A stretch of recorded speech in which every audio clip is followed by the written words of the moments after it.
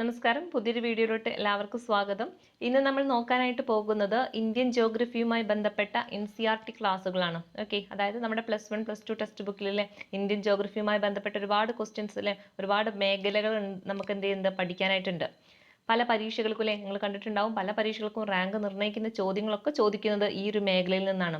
അപ്പോൾ പല ആൾക്കാരും എന്ത് ചെയ്യും, പഠിക്കാനുള്ള ബുദ്ധിമുട്ട് കാരണം എന്ത് ചെയ്യും, സ്കിപ്പ് ചെയ്ത് വരാറാണ് പതിവ്. ഓക്കെ, അവരെന്ത് ചെയ്യുന്നു അല്ലേ, ഈ ഒരു എപ്പോഴും പഠിക്കുന്ന കാര്യങ്ങൾ തന്നെ വീണ്ടും വീണ്ടും പഠിച്ചിട്ട് ഏത് കാലവും അല്ലേ റാങ്ക് ലിസ്റ്റ് വരാതെ സങ്കടപ്പെട്ട് പറയുന്ന ആൾക്കാരുണ്ട്. അപ്പം അവരെന്ത് ചെയ്യണം, ഒന്ന് മാറ്റി പിടിക്കണം അല്ലേ. അവർ പഠിക്കുന്ന കാര്യങ്ങളോടൊപ്പം തന്നെ എന്ത് ചെയ്യണം, പരീക്ഷയ്ക്ക് ചോദിക്കുന്ന മറ്റ് മേഖലകൾ കൂടി അറിഞ്ഞ് പഠിക്കാനായിട്ട് ശ്രമിക്കണം. ഇങ്ങനെ പഠിച്ചു കഴിഞ്ഞാലാണ് നമുക്ക് എന്ത് ചെയ്യാൻ പറ്റുള്ളൂ, നല്ല റാങ്കിലേക്ക് വരാൻ പറ്റുള്ളൂ. അങ്ങനെ നല്ല റാങ്കിലേക്ക് വന്ന് ജോലിയൊക്കെ വാങ്ങണമെങ്കിൽ എന്ത് ചെയ്യണം, അത്യാവശ്യം ഒന്ന് കഷ്ടപ്പെട്ടിട്ട് പല മേഖലകളിലേക്കും കൂടി കടന്ന് പഠിക്കേണ്ടതായിട്ടുണ്ട്. ക്ലിയർ അല്ലേ? അപ്പം നമുക്ക് എന്ത് ചെയ്യാം അല്ലേ, പഠിക്കാന്ന് പറയുമ്പോൾ അല്ലേ +1 +2 ടെക്സ്റ്റ് ബുക്ക് ഒക്കെ പഠിക്കാന്ന് പറയുമ്പോൾ കുറച്ച് പാടാണ് പഠിക്കാൻ, ശരിയാണ്. പക്ഷെ എന്ത് ചെയ്താൽ മതി, PSC ചോദിക്കുന്ന മേഖല അത് തിരഞ്ഞെടുക്കാൻ പഠിക്കണം. ഓക്കെ, പല ക്വസ്റ്റ്യൻസ് നമ്മൾ വർക്കൗട്ട് ചെയ്യുമ്പോൾ നമുക്ക് മനസ്സിലാവില്ലേ, ഈ ഒരു മേഖലയിൽ നിന്നാണ് ഇതിന് പ്രാധാന്യം കൊടുത്തിട്ടുള്ളത്, അല്ലെങ്കിൽ ഈ രീതിയിലാണ് ചോദ്യങ്ങൾ ചോദിക്കുന്നത്. അങ്ങനെ മനസ്സിലാക്കി കഴിഞ്ഞാൽ നമുക്ക് എന്ത് ചെയ്യാൻ പറ്റും അല്ലേ, ഈ ഇന്ത്യൻ ജോഗ്രഫി വളരെ ചുരുക്കി നമുക്ക് പഠിച്ചെടുക്കാനായിട്ട് പറ്റും. എല്ലാ ഭാഗങ്ങളും നമുക്ക് പഠിക്കേണ്ട ആവശ്യമില്ല, വളരെ കുറച്ച് കാര്യങ്ങൾ മാത്രമേ പഠിച്ചെടുത്താൽ മതി. പഠിക്കുന്ന കാര്യങ്ങൾ എന്ത് ചെയ്യണം, കൃത്യമായിട്ട് അറിവോട് കൂടിയിട്ട്, അല്ലെങ്കിൽ ആ ഒരു ഓരോ പോയിന്റ് നമുക്ക് എന്താണെന്ന് മനസ്സിലാക്കിയിട്ട് പഠിക്കണം. ക്ലിയർ അല്ലേ? അപ്പോൾ നമുക്ക് എന്ത് ചെയ്യാം, ക്ലാസ്സിലോട്ട് കിടക്കാം. അതിന് മുമ്പിലെ നമ്മുടെ 3 മന്ത് സ്റ്റഡി സ്ട്രാറ്റജി കൃത്യമായിട്ട് ഫോളോ ചെയ്യുന്ന ആൾക്കാർ എന്ത് ചെയ്യുക, ഓർഡറിൽ തന്നെ പഠിച്ചു പോകണം. ആദ്യം ഉണ്ടായ ഊർജ്ജമൊക്കെ പല ആൾക്കാർക്ക് നഷ്ടപ്പെട്ടതായിട്ട് എനിക്ക് തോന്നുന്നുണ്ട്. അപ്പം എന്ത് ചെയ്യുക, ഊർജ്ജം നഷ്ടപ്പെടാതെ അല്ലേ, ഒരു 3 മാസത്തേക്ക് എന്ത് ചെയ്യുക, കഷ്ടപ്പെട്ട് പഠിക്കാനായിട്ട് ശ്രമിക്കുക. പുതുതായി വരുന്ന ആൾക്കാർ എന്ത് ചെയ്യുക, ആ ഡേ 1 മുതൽ ഓർഡറിൽ പഠിച്ച് വരും കേട്ടോ. പിന്നല്ലേ നമ്മുടെ ഇന്ന് ഏകദേശം 15ാമത്തെ ദിവസമാണല്ലേ, 15ാമത്തെ ദിവസമാണ് ഇന്ന്.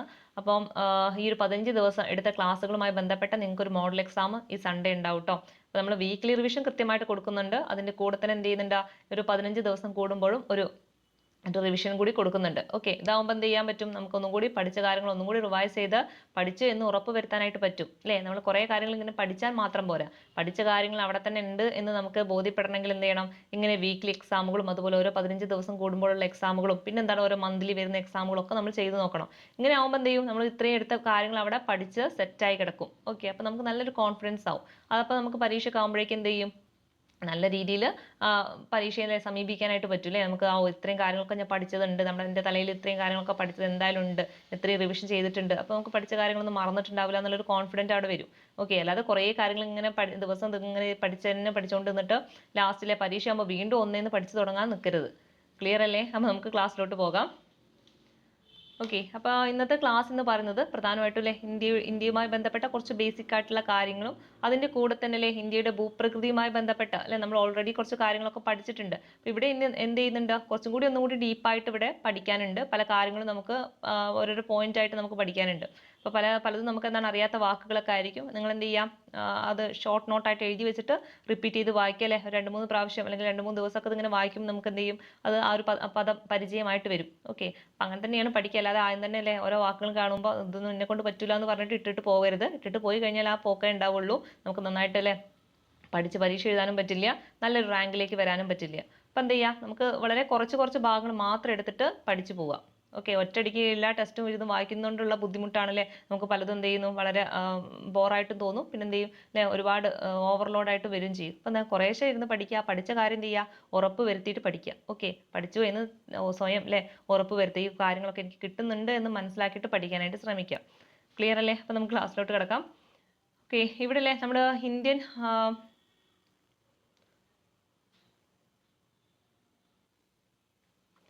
ഓക്കെ, അപ്പോൾ ഇന്ത്യയുമായി ബന്ധപ്പെട്ട് നമ്മൾ കുറച്ച് ബേസിക് ആയിട്ടുള്ള കാര്യങ്ങളൊക്കെ നമ്മൾ എടുത്തിട്ടുണ്ടായിരുന്നു അല്ലേ. അപ്പോൾ അതിൻ്റെ കൂടെ കുറച്ച് കാര്യങ്ങൾ കൂടി എന്ത് ചെയ്തിട്ടുണ്ട്, നമ്മുടെ ടെക്സ്റ്റ് ബുക്കിൽ അല്ലേ +1 +2 ടെക്സ്റ്റ് ബുക്കിലൊക്കെ കൊടുത്തിട്ടുണ്ട്. അപ്പോൾ അതെന്തൊക്കെയാണെന്ന് നോക്കാം. ഫസ്റ്റ് ആയിട്ട് നമുക്കല്ലേ നമ്മുടെ രാജ്യത്തിൻ്റെ അതിർത്തിയുമായി ബന്ധപ്പെട്ടിട്ട് ഉള്ള കാര്യമാണ് പറയുന്നത്. അതായത് നമുക്ക് കര അതിർത്തി മാത്രമല്ല അല്ലേ, നമുക്ക് എന്ത് ചെയ്യുന്നുണ്ട്, കടലിലും കൂടി കുറച്ച് അതിർത്തി ഉണ്ട് അല്ലേ. അതായത് കരയിൽ നിന്ന് ഏകദേശം 12 നോട്ടിക്കൽ മൈൽ ദൂരം, അതായത് ഒരു 21 കിലോമീറ്റർ ഇവിടുന്ന് നമ്മുടെ കരഭാഗത്ത് നിന്ന് കടലിലോട്ട്. ഓക്കെ, ഏകദേശം 12 നോട്ടിക്കൽ മൈൽ ദൂരം വരെയും നമ്മുടെ എന്താണ് രാജ്യത്തിൻ്റെ കടൽ അതിർത്തിയാണ് കേട്ടോ. അപ്പം അതും കൂടി മനസ്സിലാക്കി വെക്കുക. നമ്മുടെ ഇന്ത്യ എന്ന് പറയുന്നത് കര അതിർത്തി മാത്രമല്ല, നമുക്ക് എന്ത് ചെയ്യുന്നുണ്ട്, കടൽ അതിർത്തിയും കൂടി ഉണ്ട് അല്ലേ. അപ്പൊ എത്ര ദൂരം വരെയാണ് നമ്മുടെ കടൽ അതിർത്തി എന്ന് പറയുന്നത്, ഏകദേശം അല്ലേ 12 നോട്ടിക്കൽ മൈൽ ദൂരം, അതായത് ഏകദേശം ഒരു 21 കിലോമീറ്റർ ദൂരം എന്താണ് നമ്മുടെ രാജ്യത്തിന്റെ അതിർത്തിയാണ്. അത് മനസ്സിലാക്കി വെക്കണം കേട്ടോ. അടുത്തൊരു പോയിന്റ്, ഇന്ത്യയുടെ അക്ഷാംശീയ വ്യാപ്തിയും രേഖാംശീയ വ്യാപ്തിയും ഏകദേശം 30 ഡിഗ്രി വീതമാണ് അല്ലേ. നമ്മൾ പറഞ്ഞിട്ടുണ്ട് അല്ലേ, എന്നാലും ഒന്നുകൂടി പറയാണ്. അത് പലപ്പോഴും ഇപ്പൊ പല പരീക്ഷകൾക്കും വീണ്ടും റിപ്പീറ്റ് ചെയ്ത് ചോദിക്കാറുണ്ട്. ഓക്കെ, നമ്മുടെ ടെക്സ്റ്റ് ബുക്കിൽ, അതായത് നമ്മുടെ 10ാം ക്ലാസ് വരെ ടെക്സ്റ്റ് ബുക്കിലൊന്നും ഈ ഒരു പോയിന്റ് ഇല്ല. ഇതൊക്കെ അന്ന് ചോദിച്ച സമയത്ത് ഇതൊക്കെ എവിടുന്നാണ് എടുത്തിട്ടുണ്ടായിരുന്നത്? ഈ ഒരു ടെക്സ്റ്റ് ബുക്കിൽ നിന്നായിരുന്നു, NCERT-യിൽ നിന്നാണ്. അപ്പോൾ അത് പ്രത്യേകം മനസ്സിലാക്കി പഠിക്കട്ടോ. ഇപ്പൊ ഇന്ത്യയുടെ അക്ഷാംശീയ വ്യാപ്തിയും രേഖാംശീയ വ്യാപ്തിയും തമ്മിലുള്ള അകലം എന്ന് പറയുന്നത് എത്രയാണ്? 30 ഡിഗ്രിയാണ് കേട്ടോ. ഓക്കെ, 30 ഡിഗ്രിയാണ്.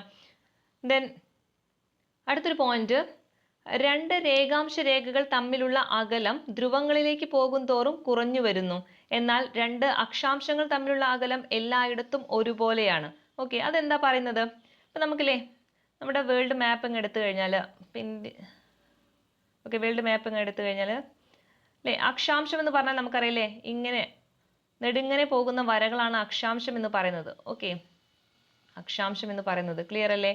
ഈ അക്ഷാംശ രേഖകളിലെ ഓരോരോ രേഖകൾ അറിയാലോ, ഈ ഓരോരോ രേഖകൾ തമ്മിലുള്ള അകലം, അതായത് ഇപ്പൊ ഇത് തമ്മിലുള്ള അകലവും സെയിം തന്നെയായിരിക്കും അടുത്ത രണ്ട് അക്ഷാംശങ്ങൾ തമ്മിലുള്ള അകലവും. അതായത് ഓരോ രേഖകൾ തമ്മിലെ ഓരോ രണ്ട് രേഖകൾ തമ്മിലുള്ള അകലം എന്തായിരിക്കും? സെയിം ആയിരിക്കും. ഓക്കെ, ഇതൊക്കെ സെയിം ആയിരിക്കും. ക്ലിയർ അല്ലേ? എന്നാൽ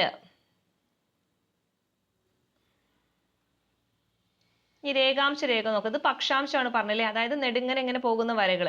ഇനി കുത്തനെ പോകുന്ന വരകൾ ഉണ്ടല്ലോ, കുത്തനെ പോകുന്ന വരകളാണ് എന്തെന്ന് പറയുന്നത്? രേഖാംശ രേഖകൾ എന്ന് പറയുന്നത്. ഓക്കെ, കുത്തനെ പോകുന്ന വരകളാണ് രേഖാംശ രേഖകൾ എന്ന് പറയുന്നത്. ഇവ എന്ത് ചെയ്യുന്നുണ്ട്? ഓരോ രണ്ട് രേഖാംശ രേഖകൾ തമ്മിലുള്ള അകലം അല്ലെ, ധ്രുവങ്ങളിലോട്ടില്ലേ, ധ്രുവം എന്ന് പറഞ്ഞാൽ ഇതിന്റെ ഈ തറ്റുമാണ് ധ്രുവം എന്ന് പറയുന്നത്. അപ്പൊ ധ്രുവം ഇവിടെ വളഞ്ഞ് തെറ്റാണ് കേട്ടോ, വരച്ചത് ചെറിയ മിസ്റ്റേക്ക് ഉണ്ട്. ഓക്കെ, അതായത് ഈ ധ്രുവങ്ങളോട് പോകും തോറും എന്ത് ചെയ്യുന്നുണ്ട്? ഇവരുടെ വലിപ്പം കുറഞ്ഞു വരും. ഓക്കെ, അതായത് വലിപ്പം എന്ത് ചെയ്യുന്നുണ്ട്? കുറഞ്ഞു വരും കേട്ടോ.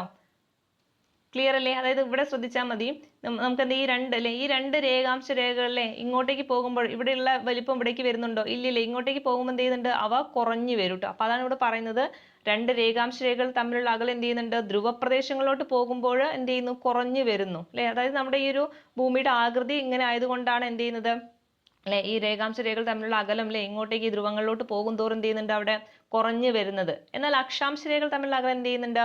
പരസ്പരം തമ്മിലുള്ള അകലം അല്ലെ, രണ്ട് രേഖകൾ തമ്മിലുള്ള അകലം എന്ത് ചെയ്യുന്നുണ്ട്? സെയിം ആയിരിക്കും. അപ്പൊ അതും കൂടി നിങ്ങൾ മനസ്സിലാക്കി വെക്കണം. അടുത്തൊരു ഭാഗത്തിലോട്ട് പോകാം. അതുപോലെ തന്നെയാണ് നമ്മുടെ ഇന്ത്യയുടെ കിഴക്കേ അറ്റവും പടിഞ്ഞാറേ അറ്റവും തമ്മിൽ ഏതാണ്ട് 30 ഡിഗ്രിയുടെ വ്യത്യാസമുണ്ട്. ഓക്കെ, അപ്പൊ അതും കൂടി ഓർത്ത് വെക്കുക അല്ലെ. നമ്മുടെ ഇന്ത്യ മാപ്പ് എടുത്തു കഴിഞ്ഞാൽ അല്ലെ, നമ്മുടെ കിഴക്കേ അറ്റവും പടിഞ്ഞാറേ അറ്റവും അല്ലെ, ഇവ തമ്മിലുള്ള വ്യത്യാസം എന്ന് പറയുന്നത് എത്രയാണ്? 30 ഡിഗ്രിയാണ്. ഓക്കെ, അപ്പൊ അത് നമ്മുടെ കിഴക്കേ അറ്റം, ഇപ്പൊ ഇന്ത്യയുടെ ഭൂപടം എടുത്തു കഴിഞ്ഞാൽ അല്ലെ, ഇന്ത്യയുടെ ഭൂപടം എങ്ങനെ എടുത്തു കഴിഞ്ഞാൽ നമ്മുടെ കിഴക്കേ അറ്റം എന്ന് പറഞ്ഞത് എവിടെയാണ്? ഇവിടെയാണ് അല്ലെ. ഇപ്പൊ പടിഞ്ഞാറേ അറ്റം ഇവിടെയാണ്. അപ്പൊ ഈ കിഴക്കേ അറ്റവും പടിഞ്ഞാറേ അറ്റവും തമ്മിലുള്ള വ്യത്യാസം എന്ന് പറഞ്ഞാൽ എത്രയാണ്? 30 ഡിഗ്രിയാണ്. ഓക്കെ, അതുപോലെ തന്നെ അല്ലേ നമ്മുടെ കിഴക്കുള്ള സംസ്ഥാനവും അതുപോലെ പടിഞ്ഞാറുള്ള സംസ്ഥാനവും തമ്മിലുള്ള സമയ വ്യത്യാസം എന്ന് പറയുന്നത് 2.5 മണിക്കൂറാണ്.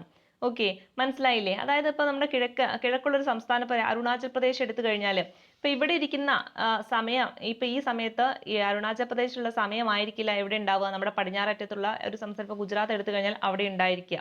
ഓക്കെ, ഇപ്പൊ ഇവിടെ സമയമില്ലേ എത്ര വ്യത്യാസം ഉണ്ടെന്നാ പറഞ്ഞത്? 2.5 മണിക്കൂർ വ്യത്യാസം ഉണ്ടെന്നാ പറഞ്ഞത്. അതായത് ഇവിടെ ഇപ്പൊ അരുണാചൽ പ്രദേശിൽ ഇപ്പൊ സമയം 10 മണിയാണെന്ന് വിചാരിക്കാം. എന്നാൽ ഗുജറാത്തിൽ ഇപ്പൊ എത്ര സമയമായിട്ടുണ്ടാവും? 10 മണി ആവില്ല. എത്ര ആയിട്ടുണ്ടാവും അല്ലെ? ഒരു 2.5 മണിക്കൂർ പിന്നോട്ടായിരിക്കും. ഏകദേശം ഒരു 7:30 മണി സമയമായിട്ടുണ്ടാവുള്ളൂ ഇവിടെ ഗുജറാത്തിൽ എന്ന് പറയുന്നത്. അപ്പൊ ഓർത്ത് വെക്കാം, നമ്മുടെ കിഴക്കേ അറ്റവും പടിഞ്ഞാറേ അറ്റവും തമ്മിലുള്ള സമയ വ്യത്യാസം ചോദിച്ചാൽ എത്രയാണ്? 2.5 മണിക്കൂറാണ്. എന്നാൽ കിഴക്കേ അറ്റവും പടിഞ്ഞാറേ അറ്റവും തമ്മിലുള്ള ഡിഗ്രിയിലെ തമ്മിൽ എത്ര ഡിഗ്രി വ്യത്യാസം ഉണ്ട് ചോദിച്ചാൽ എത്രയാണ്? അത് 30 ഡിഗ്രി വ്യത്യാസം ഉണ്ടെന്നും കൂടി ഓർത്ത് വെക്കാം. ക്ലിയർ അല്ലേ? ഇത്രയും ഭാഗങ്ങൾ ക്ലിയർ അല്ലേ?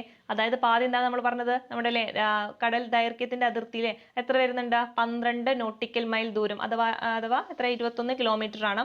പിന്നെ നമ്മുടെ ഇന്ത്യയുടെ അക്ഷാംശീയ വ്യാപ്തിയും രേഖാംശീയ വ്യാപ്തിയും തമ്മിലുള്ള വ്യത്യാസം എത്രയാ? 30 ഡിഗ്രിയാണ് അല്ലെ.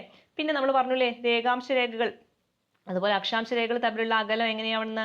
അതായത് അക്ഷാംശ രേഖകൾ തമ്മിലുള്ള അകലം എന്താണ്? സെയിം ആയിരിക്കും അല്ലെ. ഓരോ രണ്ട് അക്ഷാംശ വരകളും തമ്മിലുള്ള അകലം അല്ലെ എന്തായിരിക്കും? സെയിം ആയിരിക്കും. എന്നാൽ രേഖാംശ രേഖകൾ തമ്മിലുള്ള അകലം ധ്രുവപ്രദേശങ്ങളിലോട്ട് പോകുന്തോറും എന്ത് ചെയ്യുന്നു? കുറഞ്ഞു വരുന്നു. ദെൻ നമ്മൾ പറഞ്ഞു ഇന്ത്യയുടെ കിഴക്കേ അറ്റവും അതുപോലെ പടിഞ്ഞാറേ അറ്റവും തമ്മിലുള്ള വ്യത്യാസം എത്രയാണ്? 30 ഡിഗ്രി വ്യത്യാസമുണ്ട്. അതുപോലെ സമയം നോക്കുകയാണെങ്കിലും 2.5 മണിക്കൂറിന്റെ വ്യത്യാസമുണ്ട് അല്ലെ. അതായത് കിഴക്കുള്ള സമയം ആയിരിക്കില്ല അല്ലെ, കിഴക്കൻ സംസ്ഥാനത്തുള്ള ഒരു സമയം ആയിരിക്കില്ല നമ്മുടെ പടിഞ്ഞാറൻ സംസ്ഥാനങ്ങളിൽ ഉണ്ടായിരിക്കുക. അപ്പൊ അതും കൂടി മനസ്സിലാക്കി വെക്കുക. ദെൻ അടുത്ത ഭാഗത്തിലോട്ട് പോകാം. അടുത്തത് ഇന്ത്യയുമായി ഭൂപ്രകൃതിയുമായി ബന്ധപ്പെട്ടിട്ടുള്ള ചെറിയൊരു നമ്മൾ പഠിച്ച ക്ലാസിഫിക്കേഷൻ തന്നെയാണ് ഇവിടെ എന്ത് ചെയ്യുന്നുണ്ട്, ഒരു വേറെ രീതിയിലാണ് അവർ ക്ലാസിഫൈ ചെയ്തിട്ടുള്ളത്. അപ്പോൾ അതും കൂടി മനസ്സിലാക്കണം. പലപ്പോഴും നമ്മൾ ഇവിടെ എന്ത് ചെയ്യുന്നുണ്ട് അല്ലെ, ഒന്നും കൂടി അവരെ കീറി മുറിച്ചിട്ട് അതിനെന്ത് ചെയ്യുന്നുണ്ട്, ക്ലാസിഫൈ ചെയ്യുന്നുണ്ട്. അപ്പോൾ അതും ഡീപ്പായിട്ട് നമ്മൾ പഠിക്കേണ്ടതുണ്ട്. അതിൽ എല്ലാ ഭാഗങ്ങളും ആവശ്യമില്ല, നമുക്ക് ആവശ്യമുള്ള കാര്യങ്ങൾ മാത്രം, പോയിന്റുകൾ മാത്രം ഉൾപ്പെടുത്തിയിട്ട് പഠിച്ചാൽ മതി. ഓക്കെ, അപ്പം അതിന് മുമ്പിലെ നമ്മുടെ ഭൗമഘടനയുടെയും ഭൂരൂപവൽക്കരണ പ്രക്രിയകളുടെയും അടിസ്ഥാനത്തിൽ ഇന്ത്യയെ 3 ഭൗമ വിഭാഗങ്ങളായിട്ട് തരംതിരിച്ചിട്ടുണ്ട്. ഓക്കെ, എത്രയാണ്? ഇന്ത്യയെ 3 ഭൗമ വിഭാഗങ്ങളായിട്ട് തരംതിരിച്ചിട്ടുണ്ട്. അത് ഏതൊക്കെയാണെന്ന് മനസ്സിലാക്കി വെച്ചേക്കുക. ഏതൊക്കെയാണ്? ഉപദ്വീപീയ ഖണ്ഡം, അതുപോലെ ഹിമാലയവും മറ്റു ഉപദ്വീപീയ പർവ്വതങ്ങളും, മൂന്നാമത്തത് സിന്ധു ഗംഗ ബ്രഹ്മപുത്ര സമതലം. ഓക്കെ, അപ്പൊ എത്രയാണ്? നമ്മുടെ ഇന്ത്യയെ 3 ഭൗമ സവിശേഷതകളുടെ അടിസ്ഥാനത്തിൽ 3 രീതിയിലാണ് തരംതിരിച്ചിട്ടുള്ളത്. ഓക്കെ, ഏതൊക്കെയാണത്? ഉപദ്വീപീയ ഖണ്ഡം, രണ്ടാമത്തെ എന്താണ്? ഹിമാലയവും മറ്റ് ഉപദ്വീപീയ പർവ്വതങ്ങളും, മൂന്നാമത്തത് സിന്ധു ഗംഗ ബ്രഹ്മപുത്ര സമതലം. ക്ലിയർ അല്ലേ? നേരത്തെ ഫസ്റ്റ് വണ്ണിലെ ഉപദ്വീപീയ ഖണ്ഡത്തെ കുറിച്ചിട്ടാണ് പറയാനുള്ളത്. ഈ ഒരു ഉപദ്വീപീയ ഖണ്ഡം എന്ന് പറയുന്നത് അല്ലെ, എവിടെ മുതലാണ് ആരംഭിക്കുന്നത്? നമ്മുടെ കച്ചിലെ, നമ്മുടെ ഗുജറാത്തുള്ള കച്ച് മുതൽ എവിടെ വരെയാണ്? രാജ്മഹൽ കുന്നുകൾ വരെയാണ് വ്യാപിച്ചു കിടക്കുന്നത് അല്ലെ. രാജ്മഹൽ കുന്നുകൾ എന്ന് പറഞ്ഞാൽ എവിടെയാണത്?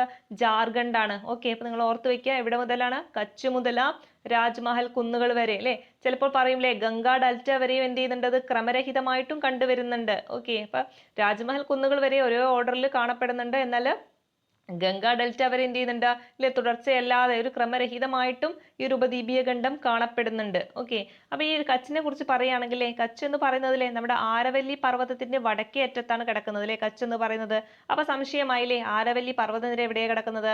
നമ്മൾ പഠിച്ചിട്ടുണ്ടല്ലേ. ഇപ്പൊ ഇന്ത്യയുടെ ഭൂപടം എടുത്തു കഴിഞ്ഞാൽ വരയ്ക്കുന്നൊന്നുമില്ല, നിങ്ങൾ മനസ്സിലാക്കി വെക്കില്ലേ, ഇവിടെ വടക്ക്, തെക്ക്, കിഴക്ക്, പടിഞ്ഞാറ്. ഓക്കെ, നമ്മുടെ ആരവല്ലി പർവ്വതനിര എങ്ങനെ കിടക്കുന്നത്? ഈ ഒരു വടക്ക് മുതൽ ഇങ്ങ് പടിഞ്ഞാറോട്ട് വരെ വ്യാപിച്ച് കിടക്കുന്നതാണ് എന്ത്, നമ്മുടെ ആരവല്ലി പർവ്വതനിര എന്ന് പറയുന്നത്. ക്ലിയർ അല്ലേ? അല്ലേ, നമ്മുടെ വടക്കല്ലേ, അത് പലപ്പോഴും ചോദിക്കാറുണ്ട് അല്ലെ. ഡൽഹി മുതൽ അല്ലെ, നമ്മുടെ വടക്ക് ഇവിടെ ഡൽഹി മുതൽ എവിടേക്ക്? നമ്മുടെ രാജസ്ഥാനിലൂടെ കടന്നുപോയി എവിടേക്ക് പോകുന്നുണ്ട്? ഗുജറാത്ത് വരെ നീണ്ടു കിടക്കുന്ന പർവ്വതനിരയാണ് എന്ത്, ആരവല്ലി എന്ന് പറയുന്നത്. ഈ ആരവല്ലിയുടെ വടക്ക് ഭാഗത്ത് കച്ച് മുതൽ എവിടെ വരെയാണ് വരുന്നത്? നമ്മുടെ രാജ്മഹൽ കുന്നുകൾ വരെയാണ്. അതുപോലെ തന്നെ ഗംഗാ ഡെൽറ്റ വരെയും എന്ത് ചെയ്യുന്നുണ്ട്? ക്രമരഹിതമായിട്ടും കാണപ്പെടുന്നുണ്ട്. എന്ത്? ഈ ഒരു ഉപദ്വീപീയ ഖണ്ഡം എന്ന് പറയുന്നത്. ക്ലിയർ അല്ലേ? അടുത്തതിലെ ഇപ്പൊ നമ്മളെ സ്ഥാനം എവിടെയാന്ന് മനസ്സിലായി. ഇനി ഇവിടെ കാണപ്പെടുന്ന പല കാര്യങ്ങളുണ്ട്, അപ്പൊ അത് നിങ്ങൾ പഠിച്ചു വെച്ചേക്കണം. ഒന്നാമത്തെയാണ് കർബി അങ്ലോങ് പീഠഭൂമി. അപ്പൊ ചോദിക്കാം, കർബി അങ്ലോങ് പീഠഭൂമി കാണപ്പെടുന്ന ഭൂവിഭാഗം ഏത് എന്ന് ചോദിച്ചാൽ ഏതിലാണ്? നമ്മുടെ ഉപദ്വീപീയ ഖണ്ഡത്തിലാണ്. ഓക്കെ, ഏതാണ്? കർബി അങ്ലോങ് പീഠഭൂമി. ഇനി ഇവിടുന്ന് അങ്ങോട്ട് ഇങ്ങനെ പല പല പേരുകളും കാണും. നിങ്ങൾ എന്ത് ചെയ്യും, ആദ്യമൊക്കെ കുറച്ച് പാടാവും പഠിക്കാൻ. എന്ത് ചെയ്യുക, അതൊക്കെ എന്ത് ചെയ്യുക, ഇങ്ങനെ ഷോർട്ട് നോട്ട് എഴുതാന്ന് പല ആൾക്കാരും ചോദിക്കാറുണ്ട്, എങ്ങനെ എഴുതാന്ന്. ഇപ്പൊ എന്ത് ചെയ്യാല്ലേ, ഇപ്പൊ ഉപദ്വീപീയ ഖണ്ഡം എന്ന് എഴുതുക, തൊട്ട് താഴെ കച്ച് മുതൽ രാജ്മഹൽ കുന്ന് വരെ എഴുതുക. രണ്ടാമത്തെ പോയിന്റ് എന്ത് ചെയ്യുക? കർബി അങ്ലോങ് പീഠഭൂമി. അങ്ങനെ അങ്ങനെ ഓരോ പോയിന്റ് ആയിട്ട് എഴുതുക. എന്നിട്ട് എന്ത് ചെയ്യുക, നിങ്ങൾ മനസ്സിലാക്കാൻ ശ്രമിക്കില്ലേ, കർബി അങ്ലോങ് പീഠഭൂമിയിലെ ഇവിടെ കാണപ്പെടുന്ന പീഠഭൂമിയാണ്, അതുപോലെ ഇത് എവിടെ നിന്നാണ് തുടങ്ങുന്നത്, അതൊക്കെ നിങ്ങൾ അങ്ങനെ ആ രീതിയിൽ പഠിച്ചെടുക്കുക. ഓക്കെ, അപ്പൊ നമ്മൾ പീഠഭൂമിയിലെ അവിടെയുള്ള പീഠഭൂമി പഠിച്ചു. ഇനി അടുത്തതിലെ ഈ ഒരു ഉപദ്വീപ് എന്ന് പറയുന്നതിലെ എങ്ങനെയാണ് രൂപപ്പെട്ടിട്ടുള്ളത് അല്ലെ? വളരെ പഴക്കമുള്ള ഗ്രാനൈറ്റ്, നൈസ് ചേർന്നിട്ടാണ്. ഓക്കെ, ചോദിക്കാം അല്ലെ, ഈ ഒരു ഉപദ്വീപ് രൂപപ്പെട്ടിരിക്കുന്നത് എങ്ങനെയൊക്കെയാണ് അല്ലെ? വളരെ പഴക്കമുള്ള ശിലകളായ ഗ്രാനൈറ്റും നൈസും കൊണ്ടാണ് രൂപപ്പെട്ടിട്ടുള്ളത്. ഓർത്ത് വെച്ചേക്കണം. അതുപോലെ ഇനി അവിടെയുള്ള പ്രധാനപ്പെട്ട ചെറിയ പർവ്വത നിരകളുണ്ട്, അപ്പൊ അതും കൂടി ഓർത്ത് വെച്ചേക്കുക. ഏതൊക്കെയാണ്? ആരവല്ലി കുന്നുകൾ, നല്ലമലൈ കുന്നുകൾ, ജാവടി കുന്നുകൾ, വേളിക്കൊണ്ട കുന്നുകൾ, പാൽക്കൊണ്ട, മഹേന്ദ്രഗിരി കുന്നുകൾ. ഇതൊക്കെയാണ് അവിടെ കാണപ്പെടുന്ന അല്ലെ, ഉപദ്വീപീയ ഖണ്ഡത്തിൽ കാണപ്പെടുന്ന പർവ്വത നിരകൾ എന്ന് പറയുന്നത്. ഏതൊക്കെയാണ്? ആരവല്ലി കുന്നുകളുണ്ട്, അതുപോലെ നല്ലമലൈ കുന്നുകൾ, ജാവടി, വേളിക്കൊണ്ട, പാൽക്കൊണ്ട, മഹേന്ദ്രഗിരി. ഏതൊക്കെയുണ്ട്? നല്ലമലയിലെ ആരവല്ലി കുന്നുകൾ, നല്ലമലൈ, ജാവടി, വേളിക്കൊണ്ട, പാൽക്കൊണ്ട, മഹേന്ദ്രഗിരി അല്ലെ. ഇതൊക്കെ കാണപ്പെടുന്നത് എവിടെയാണ്? നമ്മുടെ ഉപദ്വീപീയ ഖണ്ഡത്തിലാണ്. ക്ലിയർ അല്ലേ? ഇപ്പൊ നമ്മൾ ഉപദ്വീപീയ ഖണ്ഡത്തെ കുറിച്ചിട്ടില്ലേ നമ്മൾ പ്രധാനമായിട്ട് പറഞ്ഞില്ലേ, എന്തൊക്കെയാണ് നമ്മുടെ ഇന്ത്യൻ ഭൂവിഭാഗത്തിലെ ഭൗമ സവിശേഷതകളുടെ അടിസ്ഥാനത്തിൽ 3 ആയിട്ടാണ് തരംതിരിച്ചിട്ടുള്ളത്. അവ ഏതൊക്കെയാണ്? ഉപദ്വീപീയ ഖണ്ഡം ഉണ്ട്, പിന്നെ ഏതാണ്? നമ്മുടെ ഹിമാലയവും അതുപോലെ മറ്റു ഉപദ്വീപീയ പർവ്വതങ്ങളും, മൂന്നാമത്തത് സിന്ധു ഗംഗ ബ്രഹ്മപുത്ര സമതലം അല്ലെ. അതിൽ ഫസ്റ്റ് വൺ നമ്മൾ ഉപദ്വീപീയ ഖണ്ഡത്തെ കുറിച്ച് പഠിച്ചു അല്ലെ. എവിടെ നിന്നാണ് ആരംഭിക്കുന്നത്? നമ്മുടെ കച്ച് മുതൽ രാജ്മഹൽ കുന്നുകൾ വരെയും അതുപോലെ ഗംഗാ ഡെൽറ്റ വരെ ക്രമരഹിതമായിട്ടും കാണപ്പെടുന്നുണ്ട്. പിന്നെ ഇവിടെ കാണപ്പെടുന്ന ഒരു പീഠഭൂമിയാണ് കർബി അങ്ലോങ് എന്ന് പറയുന്നത്. അതുപോലെ തന്നെ ഈ ഒരു ഉപദ്വീപ് രൂപപ്പെട്ടിരിക്കുന്നത് എന്തുകൊണ്ടൊക്കെയാണ്? ഗ്രാനൈറ്റ് അതുപോലെ നൈസ് ശിലകൾ കൊണ്ടാണ്. പിന്നെ ഇവിടെ കാണപ്പെടുന്ന പ്രധാന പർവ്വത നിരകളാണ് ഏതൊക്കെ? ആരവല്ലി കുന്നുകളുണ്ട്, പിന്നെ ഇതൊക്കെ ഉണ്ട്, നല്ലമലൈ, പിന്നെ ജാവടി കുന്നുകൾ, പിന്നെ ഇത് വേളിക്കൊണ്ട, പാൽക്കൊണ്ട, മഹേന്ദ്രഗിരി. ഓക്കെ, ഇതൊക്കെ എന്താണ് ഇവിടെയാണ് കാണപ്പെടുന്നതെന്ന് മനസ്സിലാക്കി വെക്കുക. അടുത്തതിലെ രണ്ടാമത്തെ ഭൂവിഭാഗത്തെ കുറിച്ച് പഠിക്കാം. ഏതാണത്? ഹിമാലയവും മറ്റു ഉപദ്വീപീയ പർവ്വതങ്ങളും അല്ലെ. രണ്ടാമത്തതാണ് ഏത്? ഹിമാലയവും മറ്റ് ഉപദ്വീപീയ പർവ്വതങ്ങളും. ഓക്കെ, ഇവിടെ അല്ലേ നമ്മുടെ വടക്ക് പർവ്വത മേഖലയുമായി ബന്ധപ്പെട്ട കാര്യങ്ങളൊക്കെയാണ് പറയുന്നത് അല്ലേ. നമ്മുടെ ഹിമാലയത്തെ പറ്റിയിട്ടാണ് ഇവിടെ പറയുന്നത്. ഓക്കെ, നമുക്ക് ഹിമാലയത്തെ കുറിച്ചിട്ട് നമുക്ക് അറിയാലേ എന്താണ് ഹിമാലയം എങ്ങനെ രൂപപ്പെട്ടിട്ടുള്ളത്. അല്ലേ, നമ്മുടെ യുറേഷ്യൻ ഫലകവും ഇന്ത്യൻ ഫലകവും തമ്മിൽ കൂട്ടിമുട്ടിയിട്ടില്ലേ അവിടെ ഉണ്ടായിരുന്ന തെതീസ് എന്ന നദിയിലെ അതിന്റെ നദിയുടെ അടിത്തട്ട് മുകളിലോട്ട് ഉയർന്നു വന്നതാണ് ഹിമാലയം എന്നൊക്കെയാണ് പണ്ട് മുതൽ ഇത് പറഞ്ഞു വരുന്നത്. ഓക്കെ അല്ലെ, പല ആൾക്കാരും കണ്ടെത്തിയിട്ടുള്ള ഒരു കാര്യമാണിത്.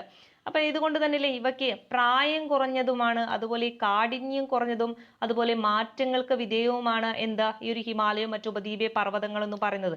അപ്പൊ അതും ഒരു പ്രാവശ്യം പരീക്ഷയ്ക്ക് ചോദിച്ചിട്ടുണ്ട്. പ്രായം കുറഞ്ഞ പർവ്വതനിരയാണ് എന്ത്, ഏതെന്ന്. അപ്പൊ അതേതാണ്? ഹിമാലയമാണ് കേട്ടോ. അപ്പൊ ഓർത്ത് വെച്ചേക്ക. ഹിമാലയം എന്ന് പറഞ്ഞാൽ എന്താണ് അല്ലെ, പ്രായം കുറഞ്ഞതും അതുപോലെ കാഠിന്യം കുറഞ്ഞതും അതുപോലെ മാറ്റങ്ങൾക്ക് വിധേയവുമായതാണ് എന്താ ഹിമാലയവും മറ്റു ഉപദ്വീപീയ പർവ്വതങ്ങളും. അതുപോലെ തന്നെ ഇവ എപ്പോഴും എന്താണ് അന്തർജന്യവും ബാഹ്യജന്യവുമായ ബലങ്ങളുടെ പരസ്പര പ്രവർത്തനങ്ങൾക്ക് വിധേയമാവുകയും ഭ്രംശം, വലനം, സമ്മർദ്ദതലം അല്ലെ, അതായത് ഫോൾഡ് അതുപോലെ ത്രസ്റ്റ് പ്ലെയിൻ എന്നിവയുടെ രൂപീകരണത്തിന് കാരണമാവുകയും ചെയ്യുന്നുണ്ട്. ഓക്കെ, അപ്പൊ ഈ ഒരു ഭാഗവും എന്ത് ചെയ്തിട്ടുണ്ട്? ക്വസ്റ്റ്യൻ ചോദിച്ചിട്ടുണ്ട്. ഏതോ ഒരു ഡിഗ്രി ലെവൽ പരീക്ഷയ്ക്കാണെന്ന് തോന്നുന്നു ഇങ്ങനെ ചോദിച്ചിട്ടുണ്ട്. ഈ ഒരു ഫോൾഡ് അതുപോലെ നമ്മുടെ വലനം, സമ്മർദ്ദതലം ഇതൊക്കെ ചോദിച്ചിട്ടുണ്ട്. അപ്പൊ നിങ്ങൾ ഓർത്ത് വെക്കുക, ഇതൊക്കെ എന്തുമായി ബന്ധപ്പെട്ട പറയുന്നത്? നമ്മുടെ അല്ലെ ഇന്ത്യയുടെ ഭൂവിഭാഗത്തിലെ രണ്ടാമത്തെ കാര്യമായ ഹിമാലയവും മറ്റ് ഉപദ്വീപീയ പർവ്വതങ്ങളിലും ഉൾപ്പെടുന്നതാണ് അല്ലെ. എന്തിനെ കുറിച്ചിട്ടാണ് പറയുന്നത്? അല്ലെ, നമ്മുടെ ഹിമാലയത്തെ പറ്റിയിട്ടാണ് പറയുന്നത്. എന്തൊക്കെ പറഞ്ഞു? ഒന്ന് പ്രായം കുറഞ്ഞതെന്ന് പറഞ്ഞു, പിന്നെ അല്ലെ കാഠിന്യം കുറഞ്ഞതാണെന്ന് പറഞ്ഞു, പിന്നെ മാറ്റങ്ങൾക്ക് വിധേയവുമാണ്. അതുപോലെ തന്നെ എന്ത് ചെയ്യുന്നുണ്ട്? ഇപ്പൊ അല്ലെ അന്തർജന്യവും ബാഹ്യജന്യവുമായ ബലങ്ങളുടെ പരസ്പര പ്രവർത്തനങ്ങൾക്ക് വിധേയമായിട്ട് എന്തൊക്കെ സംഭവിക്കുന്നുണ്ട്? വലനം, അതുപോലെ ഭ്രംശം, വലനം, സമ്മർദ്ദതലം എന്നിവയുടെ രൂപീകരണത്തിനും കാരണമാകാറുണ്ട് കേട്ടോ. അപ്പൊ അതും കൂടി എന്ത് ചെയ്യുക? പഠിച്ചു വെച്ചേക്കുക. പിന്നെ ഇതിലൂടെ അല്ലേ നമുക്കറിയാം പല നദികളും ഉത്ഭവിക്കുന്നതൊക്കെ ഒരു ഹിമാലയത്തിൽ നിന്നാണ്. അതുകൊണ്ട് തന്നെ ഈ പല നദികളുടെയും യുവത്വ ഘട്ടം എന്ന് പറയുന്നതൊക്കെ ഈ ഒരു മേഖലയിലായിരിക്കും. ഓക്കെ, നമുക്ക് നദികളെ പറ്റിയിട്ട് പഠിക്കാനുണ്ട്. നമ്മുടെ വേൾഡ് ജോഗ്രഫിയിലാണ് നദികളുമായി ബന്ധപ്പെട്ട് അതിന്റെ പ്രധാന 3 സ്റ്റേജുകൾ പഠിക്കാനുണ്ട് അല്ലെ.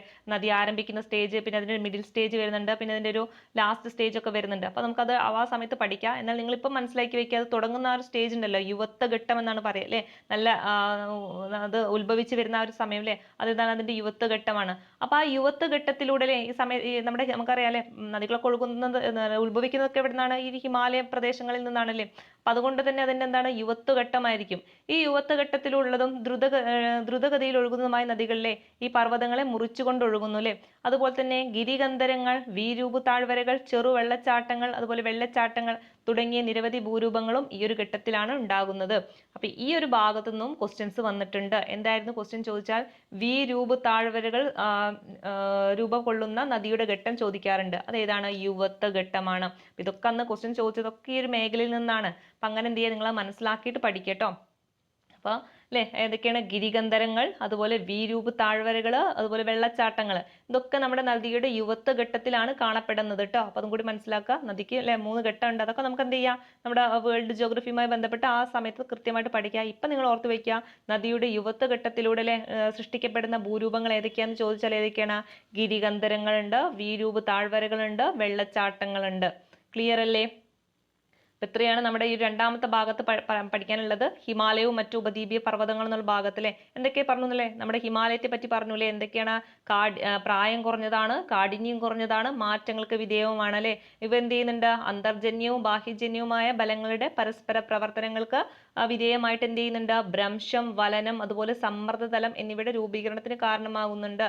അതുപോലെ തന്നെ നമ്മൾ പറഞ്ഞില്ലേ നദിയുടെ യുവത്വ ഘട്ടത്തിൽ ഉണ്ടാക്കുന്ന ഭൂരൂപങ്ങളായ ഏതൊക്കെയാ? ഗിരികന്ധരങ്ങൾ, വീരൂപ താഴ്വരകൾ, വെള്ളച്ചാട്ടങ്ങളൊക്കെ കാണപ്പെടുന്നത് ഈ ഒരു മേഖലയിലാണ്. ഏത് മേഖല? ഹിമാലയവും മറ്റു ഉപദ്വീപീയ പർവ്വതങ്ങൾ എന്ന് പറഞ്ഞ ഈ ഒരു ഭൂവിഭാഗത്തിൽ. ഓക്കെ, ദെൻ ലാസ്റ്റ് വണ്ണിലെ 3 വിഭാഗമായിട്ട് തരംതിരിക്കുന്നുണ്ടെന്ന് പറഞ്ഞില്ലേ. അതിലെ മൂന്നാമത്തെ വിഭാഗം ഏതാ? നമ്മുടെ സിന്ധു, ഗംഗ, ബ്രഹ്മപുത്ര സമതലമാണ് കേട്ടോ. ഇപ്പൊ സിന്ധു ഗംഗ ബ്രഹ്മപുത്ര സമതലം അല്ലേ, നമുക്കറിയാലേ എന്താണ് സിന്ധു ഗംഗ ബ്രഹ്മപുത്ര സമതലം നമ്മൾ ഒരുപാട് പ്രാവശ്യം പറഞ്ഞിട്ടുണ്ട് അല്ലേ. അതായത് ഇല്ലേ നമ്മുടെ ഉത്തരപർവ്വത മേഖലയിൽ നിന്നല്ലേ സിന്ധു ഗംഗ ബ്രഹ്മപുത്ര നദികളൊക്കെ ഉത്ഭവിക്കുമ്പോൾ ആ നദികൾ ഒഴുകി വരുമ്പോൾ അതിന്റെ കൂടെ ഒരുപാട് അവസാദങ്ങൾ ഉണ്ടായിരിക്കില്ലേ. ഈ അവസാദങ്ങളൊക്കെ നിക്ഷേപിച്ചില്ലേ നമ്മുടെ താഴ്വരയിലോട്ട് എത്തുമ്പോൾ അതൊക്കെ എന്ത് ചെയ്യുന്നുണ്ട്, നിക്ഷേപിക്കുന്നുണ്ട് അല്ലേ. അവരെ ഒഴുകുന്ന സമയത്തല്ലേ അവർ അവിടെ നിന്ന് എന്താണ് കുത്തനെ ഒഴുകുകയായിരിക്കും. അപ്പൊ ഇവിടെ എത്തുമ്പോൾ താഴ്വര പ്രദേശങ്ങളിൽ എത്തുമ്പോൾ എന്തെങ്കിലും അവരുടെ ഒഴുക്കൊന്ന് കുറയും.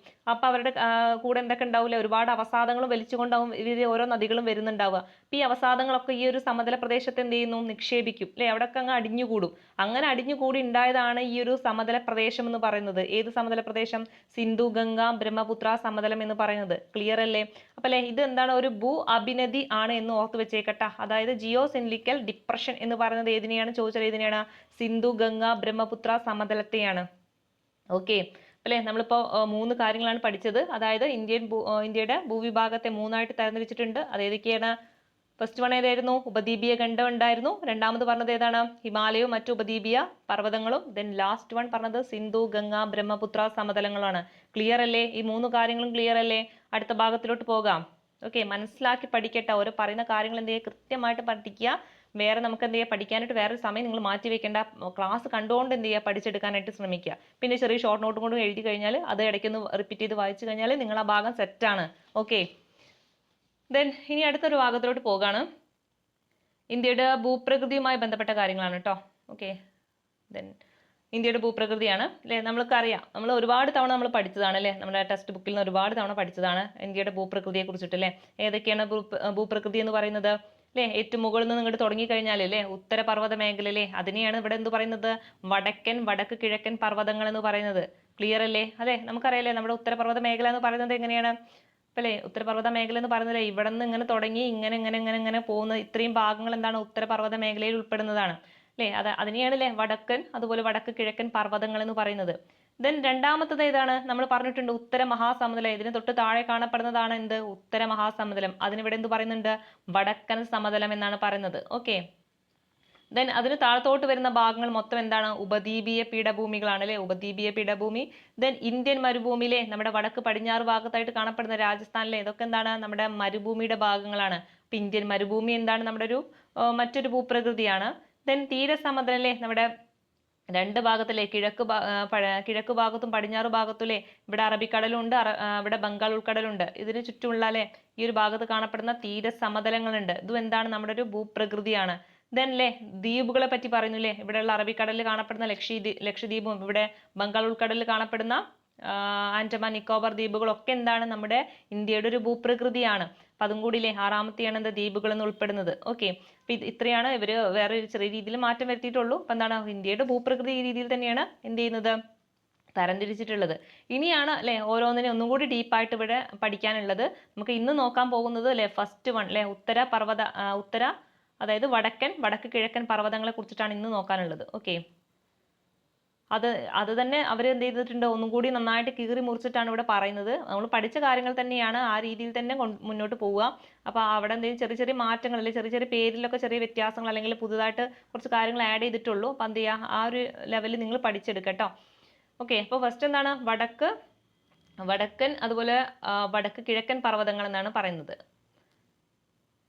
അല്ലെ. അതായത് നിങ്ങൾക്ക് ഇവിടെ പിക്ചറിൽ കാണാം അല്ലെ, ഈ ഒരു ഭാഗം അല്ലെ, ഇതിനെയാണ് നമ്മൾ എന്ത് പറയുന്നത്? ഉത്തരപർവ്വത മേഖല എന്ന് പറയുന്നത് അല്ലെ. നമ്മുടെ വടക്ക് പടിഞ്ഞാറ് മുതൽ പടിഞ്ഞാറോട്ടേക്ക് ഈ ഒരു ഭാഗം മുതൽ ഇങ്ങനെ പോന്നിട്ടില്ലേ, എങ്ങോട്ടേക്ക് പോകുന്നത്? കിഴക്കോട്ടില്ലേ, കിഴക്ക് തെക്ക് വരെ അല്ലെ. ഈ കിഴക്ക് തെക്ക് വരെ നീണ്ടു കിടക്കുന്നതാണ് എന്ത്? ഉത്തരപർവ്വത മേഖല എന്ന് പറയുന്നത്. ഓക്കെ അല്ലേ. ലാസ്റ്റിലേക്ക് വരുമ്പോൾ ഇവിടൊക്കെ എന്താ വരുന്നത്? കിഴക്കൻ കുന്നുകളാണ് വരുന്നത്. ക്ലിയർ അല്ലേ? അപ്പൊ ആ ഒരു ചിത്രം നിങ്ങളുടെ മനസ്സിലുണ്ടാവണം കേട്ടോ. പല കാര്യങ്ങളും പറയുമ്പോൾ ഒരു പിക്ചർ നിങ്ങളുടെ മനസ്സിലുണ്ടാവണം. ഓക്കെ, ഇനി നമുക്ക് അതിന്റെ ഓരോ കാര്യങ്ങളായിട്ട് നോക്കാം. അതിലിപ്പം നമ്മൾ പറഞ്ഞില്ലേ ഉത്തരപർവ്വത മേഖലയെ പറ്റിയിട്ടാണ് പറയുന്നത് അല്ലേ. ഇവിടെ എന്ത് ചെയ്യുന്നുണ്ട്? ഇതിനെ ഒന്നും കൂടി ഡീപ്പായിട്ട് 5 രീതിയിൽ ഒന്നും കൂടി തരംതിരിച്ചിട്ടുണ്ട് അല്ലേ. നമ്മൾ പഠിക്കുന്ന സമയം നമ്മൾ ടെക്സ്റ്റ് ബുക്കിലൊക്കെ പഠിച്ചത് എങ്ങനെയായിരുന്നു? ഉത്തരപർവ്വത മേഖലയെ 3ആയിട്ട് തരംതിരിച്ചത് അല്ലേ. അതായത് ഏതൊക്കെയായിരുന്നു? ട്രാൻസ് ഹിമാലയം അതുപോലെ ഏതാണ്? കിഴക്കൻ മലനിരകൾ എന്നാണ് പറയുന്നത് അല്ലേ. ട്രാൻസ് ഹിമാലയത്തിൽ ഏതൊക്കെയുണ്ട്? കാരക്കോറം, ലഡാക്ക്, സസ്കർ ഉണ്ട്. പിന്നെ നമ്മുടെ ഹിമാലയത്തിലാണെങ്കിലും ഏതൊക്കെയുണ്ട്? ഹിമാദ്രി, ഹിമാചൽ, സിവാലിക് ഉണ്ട്. ദെൻ അല്ലെ കിഴക്കൻ മലനിരകളിലെ പ്രധാനപ്പെട്ട കുന്നുകളൊക്കെ അല്ലെ മീഷോ കുന്നുകൾ, ലൂഷായ്, അങ്ങനത്തെ പത്കായ് ബൂം, അതൊക്കെ കാണപ്പെടുന്ന കിഴക്കൻ മലനിരകളിലാണ്. അപ്പൊ അത് തന്നെയാണ് ഇതിലും കൊടുത്തിട്ടുള്ളത്. പക്ഷെ ഇവരെന്ത് ചെയ്യുന്നുണ്ട്, ഒന്നും കൂടി അതിനെ എന്ത് ചെയ്ത് കട്ട് ചെയ്തിട്ട് പല വിഭാഗങ്ങളായിട്ട് ഉള്ളതാണ് കേട്ടോ. അപ്പൊ അതെന്ത് ചെയ്യാം, നമ്മൾ പറയുന്ന കാര്യങ്ങൾ തന്നെയാണ് അവർ എന്തായാലും വേറൊരു വിഭാഗത്തിൽ ഉൾപ്പെടുത്തി എന്ന് മാത്രമേ ഉള്ളൂ കേട്ടോ. ഓക്കെ, നമുക്ക് നോക്കാമല്ലോ. ഫസ്റ്റ് വൺ, കാശ്മീർ അല്ലെങ്കിൽ വടക്ക് പടിഞ്ഞാറൻ ഹിമാലയം അല്ലെ. അതായത് നമ്മൾ ഏറ്റവും മുകളിൽ പറഞ്ഞ കാര്യങ്ങളെ, കാശ്മീർ എന്ന് കേൾക്കുമ്പോൾ തന്നെ നമുക്ക് കിട്ടൂലേ, വടക്ക് ഭാഗത്തുള്ള ആ ഒരു ഭാഗമാണ്. അപ്പൊ ഇതാണ് കാശ്മീർ അല്ലെങ്കിൽ വടക്ക് പടിഞ്ഞാറൻ ഹിമാലയം. പിന്നെ അതിന് തൊട്ട് താഴത്ത് എന്തുണ്ട്, നമ്മുടെ ഹിമാചൽ, ഉത്തരാഖണ്ഡ് ഹിമാലയം. ദെൻ അതിന് കുറച്ചും കൂടി അങ്ങോട്ടല്ലേ കിഴക്കോട്ടേക്ക് പോയിക്കൊണ്ടിരിക്കുകയാണ്. ഇപ്പൊ ആരുണ്ട്, സിക്കിം ഒക്കെ എവിടേക്കാണ് അല്ലേ, നമ്മൾ വടക്കുന്ന് മാറിയിട്ട് കുറച്ചും കൂടി അങ്ങോട്ട് കിഴക്ക് ഭാഗത്തോട്ടേക്ക് വരാനായി. അപ്പൊ അവിടെ ഡാർജിലിംഗ്, സിക്കിം ഹിമാലയം വരുന്നുണ്ട്. പിന്നെ അങ്ങോട്ട് തറ്റത്തോട്ട് എത്തിയില്ലേ, കിഴക്കോട്ട് എത്തിക്കഴിഞ്ഞാൽ അവിടെ ആരുണ്ട്, അരുണാചൽ അല്ലേ, അരുണാചൽ പ്രദേശൊക്കെ ആ ഭാഗം എന്താണ്, അരുണാചൽ ഹിമാലയമാണ്.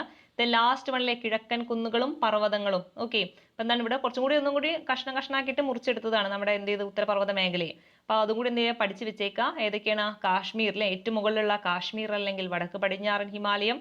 ദെൻ ഹിമാചൽ, ഉത്തരാഖണ്ഡ് ഹിമാലയം. ദെൻ അവിടുന്ന് കുറച്ചും കൂടി അങ്ങോട്ട് കിഴക്കോട്ട് പോകുമ്പോൾ ഡാർജിലിംഗ്, സിക്കിം ഹിമാലയം. പിന്നെ അങ്ങോട്ടേക്ക് പോകുമ്പോൾ കിഴക്കോട്ട് എത്തുമ്പോഴത്തേക്കില്ലേ അരുണാചൽ ഹിമാലയം വരുന്നുണ്ട്, കിഴക്കൻ കുന്നുകളും പർവ്വതങ്ങളും. ഇത്രയാണ് എന്തിന് തരംതിരിച്ചിട്ടുള്ളത്, നമ്മുടെ അല്ലെ ഏറ്റവും മുകളിലുള്ള ഹിമാലയത്തെ അല്ലെ തരംതിരിച്ചിട്ടുള്ള ഉപവിഭാഗങ്ങൾ എന്ന് പറയുന്നത്.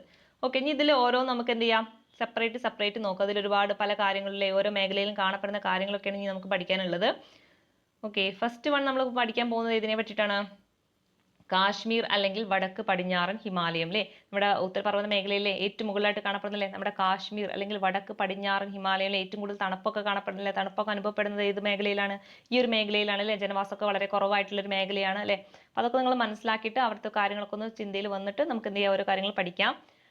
നമ്മൾ പഠിച്ചിട്ടുണ്ടല്ലേ നമ്മുടെ കാരക്കോറം, ലഡാക്ക്, സസ്കർ അല്ലേ, നമ്മുടെ ട്രാൻസ് ഹിമാലയത്തിന്റെ ഭാഗങ്ങൾ, അതൊക്കെ എന്താണ് ഈ ഒരു മേഖലയിലാണ് വരുന്നത്. നോക്കാം, കാരക്കോറം, ലഡാക്ക്, സസ്കർ, പിർപ്പഞ്ചൽ, ഇതൊക്കെ എന്താണ് ഈ ഒരു കാശ്മീർ അല്ലെങ്കിൽ വടക്ക് പടിഞ്ഞാറൻ ഹിമാലയത്തിന്റെ ഭാഗങ്ങളാണ് അല്ലേ. അടുത്തത് അല്ലേ, ഇവിടെ കാണപ്പെടുന്ന പ്രധാനപ്പെട്ട ഒരു മണ്ണ്, അത് വളരെ ഇമ്പോർട്ടന്റ് ആണ്. ഈ ഒരു ഭാഗവും പരീക്ഷയ്ക്ക് ചോദിച്ചിട്ടുണ്ട്. ഏതാണ്, കരേവ മണ്ണ്. ഓക്കെ, കരേവ മണ്ണിലെ നമുക്കറിയാം അല്ലേ, കാശ്മീരിലൊക്കെ എന്ത് കൃഷിയാണ് അധികം അല്ലേ, കുങ്കുമ കൃഷിയിലെ കുങ്കുമ കൃഷിയൊക്കെ ചെയ്യുന്നത് ഈ ഒരു മേഖലയിലാണ് അല്ലെ. അവിടുത്തെ ആ ഒരു കാലാവസ്ഥയാണ് നമ്മുടെ കുങ്കുമം കൃഷി ചെയ്യാൻ വേണ്ടത്. അപ്പൊ അതുകൊണ്ട് തന്നെ അല്ലേ അവിടുത്തെ മണ്ണും അവിടുത്തെ കാലാവസ്ഥയൊക്കെയാണ് അതിന് അനുയോജ്യമായിട്ടുള്ളത്. അതുകൊണ്ട് തന്നെ അവിടുത്തെ മണ്ണിലെ ഈ കുങ്കുമ കൃഷിക്ക് അനുയോജ്യമായിട്ടുള്ള ഒരു മണ്ണാണ് ഇത് കരേവ മണ്ണ് എന്ന് പറയുന്നത്. ഓക്കെ, ഇതെങ്ങനെ രൂപപ്പെട്ടിട്ടുള്ളത്, ഹിമാനികളുടെ നിക്ഷേപണ ഫലമായി ഉണ്ടാകുന്ന ഒരു ഭൂരൂപമാണ് മൊറൈനുകൾ എന്ന് പറയുന്നത്. ഓക്കെ, ഈ മൊറൈനുകൾ എന്ത് ചെയ്യുന്നുണ്ട്, പൊടിഞ്ഞിട്ട് അതിന്റെ കൂടെ മറ്റ് ഹിമാനി കളിമണ്ണും കൂടി ചേർന്നിട്ടാണ് ഈ ഒരു കരേവ മണ്ണ് രൂപപ്പെട്ടിട്ടുള്ളത്. ഓക്കെ, നിങ്ങൾ അങ്ങനെ അത്രയും ഡീറ്റെയിൽ ആയിട്ട് പഠിച്ചിട്ടില്ലെങ്കിലും മനസ്സിലാക്കി വെക്കുക. ഹിമാനിയുടെ നിക്ഷേപണ ഫലമായി ഉണ്ടാകുന്ന ഒരു ഭൂരൂപമാണ് മൊറൈനുകൾ എന്ന് പറയുന്നത്. ഓക്കെ, ഹിമാനികൾ എന്താന്നൊക്കെ നിങ്ങൾക്ക് അറിയില്ലേ, അതായത് ഇല്ലേ വലിയ വലിയ മഞ്ഞ് പാളികളാണ് അല്ലേ. അത് എന്ത് ചെയ്യുന്നുണ്ടോ, നിരന്തരമായിട്ടുള്ള ചലനത്തിന്റെ അതിൽ അവിടെ നിക്ഷേപിക്കുന്ന ഫലമായിട്ട് എന്ത് ചെയ്യുന്നുണ്ട്, ഒരു പുതിയൊരു ഭൂരൂപം ഉണ്ടാകും അല്ലെ. അതാണ് ഇത് മൊറൈനുകൾ എന്ന് പറയുന്നത്. അങ്ങനെ പല ഭൂരൂപങ്ങൾ ഉണ്ടാവും. അതൊക്കെ നമുക്ക് എന്ത് ചെയ്യുന്നുണ്ട്, നമ്മുടെ വേൾഡ് ജോഗ്രഫിയിൽ പഠിക്കാനുണ്ട്. അപ്പൊ അവിടെ കൃത്യമായിട്ട് പഠിപ്പിച്ചു തരും. ഓക്കെ, അപ്പൊ ഈ ഒരു മൊറൈനുകളിലെ ആ മൊറൈനുകൾ എന്ത് ചെയ്യുന്നുണ്ട്, ആ മൊറൈനുകളിൽ നിന്ന് രൂപപ്പെടുന്ന മണ്ണും അതുപോലെ തന്നെ ഹിമാനി കളിമണ്ണൊക്കെ ചേർന്നിട്ടുണ്ടാവുന്ന ഒരു മണ്ണാണ് ഇത് കരേവ മണ്ണ് എന്ന് പറയുന്നത്. ഇത് എന്തിനാണ് അനുയോജ്യം, നമ്മുടെ കുങ്കുമ കൃഷിക്ക് വളരെ അനുയോജ്യമാണ്. അപ്പൊ ചോദിക്കാം, കരേവ മണ്ണൊക്കെ കാണപ്പെടുന്നത് എവിടെയാണ്, ഈ കാശ്മീർ അല്ലെങ്കിൽ വടക്ക് പടിഞ്ഞാറൻ ഹിമാലയത്തിലാണ്. ഓക്കെ, അപ്പൊ ഒന്ന് നമ്മൾ ഫസ്റ്റ് പഠിച്ചത് എന്താണ്, കാരക്കോറം, ലഡാക്ക്, സസ്കർ, പിർപ്പഞ്ചൽ പർവ്വതനിരകളൊക്കെ കാണപ്പെടുന്നത് എവിടെയാണ് അല്ലെ, ഏറ്റവും മുകളിലുള്ള ഈ ഒരു ഭാഗത്താണ്. ദെൻ നമ്മൾ പറഞ്ഞു കരേവ മണ്ണുകൾ കാണപ്പെടുന്നു അല്ലേ, നമ്മുടെ കുങ്കുമ കൃഷിക്ക് അനുയോജ്യമായ മണ്ണാണ് കരേവ മണ്ണ് എന്നൊക്കെ പറഞ്ഞു. ദെൻ അവിടെ കാണപ്പെടുന്ന ഒന്നാണ് ദാൽ തടാകം, അതുപോലെ കാശ്മീർ താഴ്വര അല്ലെ. കാശ്മീർ എന്നുള്ള പേര് കണ്ടാൽ തന്നെ നമുക്ക് മനസ്സിലാവും ഇവിടെയാണ് കാണപ്പെടുന്നത്. പിന്നെ അതിന്റെ കൂടെ നിങ്ങൾ ഓർക്കേണ്ടതാണ് ഒന്ന് ദാൽ തടാകം. അപ്പൊ ദാൽ തടാകവും കാണപ്പെടുന്നത് എവിടെയാണ്, ഈ ഒരു കാശ്മീർ അല്ലെങ്കിൽ വടക്ക് പടിഞ്ഞാറൻ ഹിമാലയത്തിലാണ്. ഓക്കെ, ദെൻ അടുത്ത് നമുക്ക് കുറച്ച് ചുരങ്ങളാണ്, ഇവിടെ കാണപ്പെടുന്ന കുറച്ച് ചുരങ്ങളെ കുറിച്ചിട്ടാണ് പഠിക്കാനുള്ളത്. വളരെ ഇമ്പോർട്ടന്റ് ആണ്, ഓർത്ത് വെച്ചേക്കണം. ഓക്കെ, ഫസ്റ്റ് വണ്ണ് സോജില ചുരം ട്ടോ. എന്താണ് സോജില ചുരം അല്ലെ. ഈ സോജില ചുരം എവിടെയാണ് കാണപ്പെടുന്നത്, നമ്മുടെ ഗ്രേറ്റ് ഹിമാലയത്തിലാണ് ട്ടോ. എവിടെയാണ്, ഗ്രേറ്റ് ഹിമാലയത്തിലാണ്.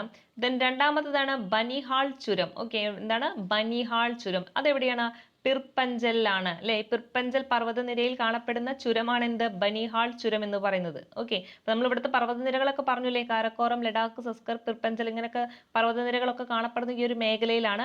ഇതിലൂടെ എന്ത് ചെയ്യുന്നുണ്ട്? ചെറിയ ചെറിയ ചുരങ്ങളൊക്കെ അല്ലെ പോകുന്നുണ്ട് അല്ലെ. അപ്പൊ ആ ഓരോ ചുരമാണ് പറഞ്ഞത്. ഏതൊക്കെ? ഒന്ന് സോജില ചുരം പറഞ്ഞു അല്ലേ. ആ സോജില ചുരം പോകുന്നത് ഏത് പർവ്വതനിരയിലൂടെയാണ്? നമ്മുടെ ഗ്രേറ്റ് ഹിമാലയത്തിലൂടെയാണ്. രണ്ടാമത് പറഞ്ഞു ഏതാണ്? ബനിഹാൾ അല്ലെ. ബനിഹാൾ ചുരം അല്ലെ ഏതിലൂടെ കടന്നു പോകുന്നത്? പിർപ്പഞ്ചൽ പർവ്വതനിരയിലൂടെ. ദെൻ അടുത്തതാണ് സസ്കർ അല്ലെ. സസ്കർ പർവ്വതനിരയിലൂടെ പോകുന്ന ചുരം ചോദിച്ചാൽ ഏതാണ്? ഫോട്ടുലയാണ്. ദെൻ ലാസ്റ്റ് വൺ കർദുങ്ല ചുരം അല്ലെ. കർദുങ്ല ചുരം ഏതിലൂടെ കടന്നു പോകുന്നത്? നമ്മുടെ ലഡാക്ക് മലനിരകളിലൂടെയാണ്. അപ്പൊ അതൊന്ന് ഓർത്ത് വെക്കണം. ഓക്കെ, ഏതൊക്കെ നമ്മൾ പറഞ്ഞത്? സോജില ഏതിലൂടെ പോകുന്നത്? ഗ്രേറ്റ് ഹിമാലയത്തിലൂടെ. രണ്ടാമത്തെ ബനിഹാൾ ഏതിലൂടെയാണ്? പിർപ്പഞ്ചൽ. ഓക്കെ, അടുത്തത് ഫോട്ടുല ഏതിലൂടെ പോകുന്നത്? സസ്കറിലൂടെ. ദെൻ കാർദുങ്ല ഏതിലൂടെയാണ്? ലഡാക്കിലൂടെ. നിങ്ങൾ അത് എഴുതി പഠിക്കണം കേട്ടോ. ഓക്കെ, അപ്പൊ ഇതാണ് ഇവിടുത്തെ പ്രധാന ചുരങ്ങൾ എന്ന് പറയുന്നത്. പിന്നെ ഇവിടെ കാണപ്പെടുന്ന പ്രധാനപ്പെട്ട ശുദ്ധജല തടാകങ്ങളുണ്ട്. ഏതൊക്കെയാണ്? ദാല്, വൂളാർ അല്ലെ. ദാല്, വൂളാർ ശുദ്ധജല തടാകങ്ങളൊക്കെ കാണപ്പെടുന്നത് എവിടെയാണ്? ഈ ഒരു മേഖലയിലാണ്. അതുപോലെ തന്നെ പാങ്ങോങ് സോ, അതുപോലെ സോ മൊരീരി അല്ലെ എന്നീ ലവണ ജല തടാകങ്ങളും കാണപ്പെടുന്നത് എവിടെയാണ്? ഈ ഒരു കാശ്മീർ ഹിമാലയ അല്ലെ, കാശ്മീർ അല്ലെങ്കിൽ വടക്ക് പടിഞ്ഞാറ് ഹിമാലയത്തിലാണ്. ഓക്കെ, പിന്നെ എന്തൊക്കെയാ പറഞ്ഞത്? ഒന്ന് ദാൽ, വൂളാർ എന്നീ ശുദ്ധജല തടാകങ്ങളും അതുപോലെ തന്നെ പാങ്കോങ് സോ അതുപോലെ സോ മൊരീരി എന്ന ലവണജല തടാകങ്ങളൊക്കെ ഇവിടെയാണ് കാണപ്പെടുന്നത്. അതുപോലെ തന്നെ അല്ലേ നമ്മുടെ കാശ്മീരൊക്കെയാണ് നമുക്കറിയാലേ, അവിടെ നമ്മളെ സിന്ധു നദിയൊക്കെ ഒഴുകുന്നുണ്ട്. അപ്പൊ സിന്ധുവിന്റെ ഏതൊക്കെ പോഷക നദികളാണ് ഇതിലൂടെ ഒഴുകുന്നത് ചോദിച്ചാൽ ചിനാബും ജലവും അല്ലെ. ചിനാബ് അല്ലെ, സിന്ധുവിന്റെ പോഷക നദികളൊക്കെ നമ്മൾ പഠിച്ചിട്ടുണ്ട്, ഓർത്ത് വെക്കാം. ഇപ്പൊ അല്ലെ ചിനാബും ജലവും അല്ലെ, ഈ രണ്ട് നദികളും ഏതിലൂടെ ഒഴുകുന്നത്? ഈ ഒരു ഭാഗത്തിലൂടെയാണ് ഒഴുകുന്നത്. ഓക്കെ, അതുപോലെ തന്നെ ഇവിടെ അല്ലെ പ്രധാന തീർത്ഥാടന കേന്ദ്രങ്ങളുണ്ട്, അതും കൂടി ഓർത്ത് വെച്ചേക്കണം. ഏതൊക്കെയാണ്? വൈഷ്ണോ ദേവി, അമർനാഥ് ഗുഹകള്, അതുപോലെ ചരാരി ഷെരീഫ് തുടങ്ങിയ എന്താ തീർത്ഥാടന കേന്ദ്രങ്ങളൊക്കെ സ്ഥിതി ചെയ്യുന്നത് എവിടെയാണ്? ഈ ഒരു കാശ്മീർ അല്ലെങ്കിൽ വടക്ക് ഹിമാലയം ഈ ഒരു ഭാഗത്താണ് കാണപ്പെടുന്നത്. ഓക്കെ, പിന്നെ അല്ലേ നമ്മുടെ പറഞ്ഞു ഈ ജലനദിയുടെ ഒരു പ്രത്യേകത എന്താണ് അല്ലെ. നമ്മുടെ ശ്രീനഗർ അല്ലെ, അതായത് ജമ്മു കാശ്മീരിന്റെ തലസ്ഥാനമായ ശ്രീനഗറിലൂടെ ഒഴുകുന്ന നദിയാണ് ഏത്? ഈ ജലം നദി എന്ന് പറയുന്നത്. ഓക്കെ, അതും കൂടി മനസ്സിലാക്കി വെക്കുക. അപ്പൊ എന്തൊക്കെയാണ് നമ്മൾ പറഞ്ഞത്? കാശ്മീർ അല്ലെങ്കിൽ വടക്ക് പടിഞ്ഞാറ് ഹിമാലയവുമായി ബന്ധപ്പെട്ട് എന്തൊക്കെ കാര്യങ്ങൾ പറഞ്ഞു അല്ലേ. ഇവിടെ കാരക്കോറം, ലഡാക്ക്, സസ്കർ, പിർപ്പഞ്ചൽ എന്നീ പർവ്വതനിരകളൊക്കെ കാണപ്പെടുന്നുണ്ട്. പിന്നെ അല്ലേ ഇവിടുത്തെ പ്രധാന മണ്ണ് അല്ലെ കരേവ മണ്ണാണ്. ഹിമാനി നിക്ഷേപണ ഒരു ഭൂരൂപമായ മൊറേനുകളിൽ നിന്ന് ഉണ്ടാക്കിയെടുക്കുന്ന മണ്ണാണ് എന്ത്? കരേവ മണ്ണ് എന്ന് പറയുന്നത്. പിന്നെ അല്ലേ ഇവിടുത്തെ പ്രധാനപ്പെട്ട ചുരങ്ങളെ പറ്റി പറഞ്ഞു അല്ലേ. ഏതൊക്കെ ചുരങ്ങളാണ്? സോജില വരുന്നുണ്ട്, ബനിഹാൾ വരുന്നുണ്ട്, അതുപോലെ ഫോട്ടുല വരുന്നുണ്ട്, കർദുങ്ല വരുന്നുണ്ട് അല്ലെ. എവിടെയാണ് നമ്മുടെ സോജില വരുന്നത്? ഏത് ഇതിലെ പർവ്വതനിരത്തിലാണ്? ഗ്രേറ്റ് ഹിമാലയത്തിലാണ് അല്ലെ. ബനിഹാളോ പിർപ്പഞ്ചലിലാണ്. ദെൻ ഫോട്ടുലയാണെങ്കിലോ സസ്കറിലും, കർദുങ്ല എവിടെയാണ്? ലഡാക്കിലുമാണ്. ക്ലിയർ അല്ലേ? പിന്നെ ഇവിടുത്തെ പ്രധാന തടാകങ്ങൾ അല്ലെ, ശുദ്ധജല തടാകങ്ങൾ പറഞ്ഞു. ഏതൊക്കെയുണ്ട്? ദാലുണ്ട്, വൂളാറുണ്ട് അല്ലെ. പിന്നെ പാങ്ങോങ്സോ, സോമുരീരി ഒക്കെ എന്താണ്? ഇവിടുത്തെ ലവണജല തടാകങ്ങളാണ്. പിന്നീട് പറഞ്ഞത് എന്താണ് അല്ലെ, ഇവിടുത്തെ നദികൾ അല്ലെ, നമ്മുടെ സിന്ധുവിന്റെ പ്രധാന പോഷക നദിയായ ഏതൊക്കെ? ചിനാബ് ജലം ഇതിലൂടെ ഒഴുകുന്നത്? ഈ ഒരു പ്രദേശത്തിലൂടെയാണ് ഒഴുകുന്നത്. പിന്നീട് എന്തൊക്കെ പറഞ്ഞു? ഇവിടുത്തെ പ്രധാന തീർത്ഥാടന കേന്ദ്രങ്ങളെ കുറിച്ച് പറഞ്ഞു അല്ലെ. ഏതൊക്കെയാണ്? വൈഷ്ണോ ദേവി, അമർനാഥ് ഗുഹ, ചരാറി ഷെരീഫ് ഒക്കെ എവിടെയാണ്? ഈ ഒരു മേഖലയിലാണ് കാണപ്പെടുന്നത്. ക്ലിയർ അല്ലേ? പിന്നല്ലേ ജലം നദിയിലെ ഏതിന്റെ തീരത്തുകൂടെ പോകുന്നതാണ്? നമ്മുടെ ശ്രീനഗറിന്റെ തീരത്തുകൂടെ ഒഴുകുന്ന നദിയാണ് ജലം നദി എന്ന് പറയുന്നത്. ഓക്കെ, ക്ലിയർ അല്ലേ? അപ്പൊ ഇത്രയും ഭാഗങ്ങൾ എന്ത് ചെയ്യുക? പഠിച്ചതെന്ന് ഉറപ്പ് വരുത്തട്ടോ. പഠിക്കാൻ കുറച്ചൊരു ബുദ്ധിമുട്ടുണ്ടാവും. എന്ത് ചെയ്യുക? നിങ്ങൾ ഓരോ പറയുന്ന കാര്യങ്ങൾ പോയിന്റ് ആയിട്ട് എഴുതി വെക്കുക, റിപ്പീറ്റ് ചെയ്ത് വായിക്കട്ടോ. അങ്ങനെ തന്നെ നമുക്ക് പഠിക്കാൻ പറ്റുള്ളൂ. ഓക്കെ, ഇനി നമുക്ക് അടുത്തൊരു ഭാഗത്തിലോട്ട് പോകാം.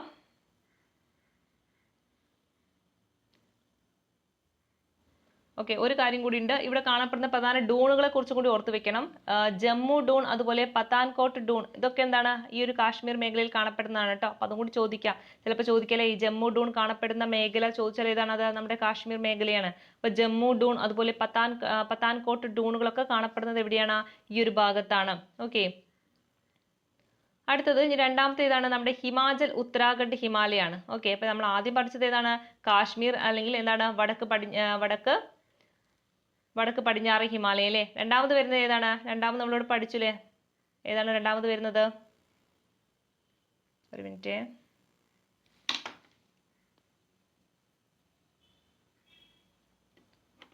ഓക്കെ, അപ്പൊ ഇനി രണ്ടാമത്തെ ഏതാണ് അല്ലെ? ഹിമാചൽ ഉത്തരാഖണ്ഡ് ഹിമാലയത്തെ കുറിച്ചാണ് പറയുന്നത്. ഓക്കെ, അപ്പൊ ഒന്നാമത്തെ നമ്മൾ പഠിച്ചു. രണ്ടാമത്തെ ഏതാണ്? ഹിമാചൽ ഉത്തരാഖണ്ഡ് ഹിമാലയത്തെ കുറിച്ചാണ് പറയാനുള്ളത് അല്ലെ. ഇത് എവിടെയാണ് സ്ഥിതി ചെയ്യുന്നത് ചോദിച്ചാൽ നമ്മുടെ രവി നദിക്കും അതുപോലെ കാളി നദിക്കും ഇടയിലാണ് അല്ലെ എന്ത് സ്ഥിതി ചെയ്യുന്നത്? ഈ ഒരു ഹിമാചൽ ഉത്തരാഖണ്ഡ് ഹിമാലയം സ്ഥിതി ചെയ്യുന്നത്. ഓക്കെ, ഇനി ഇതിലൂടെ ഒഴുകുന്ന പ്രധാന നദികൾ ഏതൊക്കെയാന്ന് ഓർത്ത് വെച്ചേക്കാം. നമ്മുടെ സിന്ധുവിന്റെ ബാക്കി നദികളിലെ പോഷക നദികളായിട്ടുള്ള രവി, ബിയാസ്, സത്ലജ്, ഓക്കെ, അതൊക്കെ ഒഴുകുന്നത് ഏതിലൂടെയാണ്? ഈ ഒരു ഹിമാചൽ ഉത്തരാഖണ്ഡ് ഹിമാലയത്തിലൂടെയാണ് അല്ലെ. നമ്മളിപ്പോ മുന്നേ ഏതൊക്കെയാ പറഞ്ഞത്? ചിനാബ്, പിന്നെ ഏതാണ് അല്ലെ? ചിനാബും പിന്നെ ജലവും അല്ലെ, അതൊക്കെ ഇതിലൂടെ ഒഴുകുന്നത് നമ്മുടെ ഫസ്റ്റ് ഭൂപ്രകൃതിയിലാണ് കണ്ടത്. പിന്നെ രവി, ബിയാസ്, സത്ലജ് ഒക്കെ എവിടെയാണ് കാണപ്പെടുന്നത്? ഈ ഹിമാചൽ ഉത്തരാഖണ്ഡ് ഹിമാലയത്തിലാണ് കേട്ടോ. അതും കൂടി ഓർത്ത് വെക്കാം. പിന്നെ അല്ലെ നമ്മുടെ ഗംഗയുടെ പോഷക നദികളായ യമുന, ഗാഗ്ര, അതും ഇതിലൂടെ ഒഴുകുന്നത് ഈ ഒരു ഹിമാചൽ ഉത്തരാഖണ്ഡ് ഹിമാലയത്തിലൂടെയാണ് കേട്ടോ. ക്ലിയർ അല്ലേ?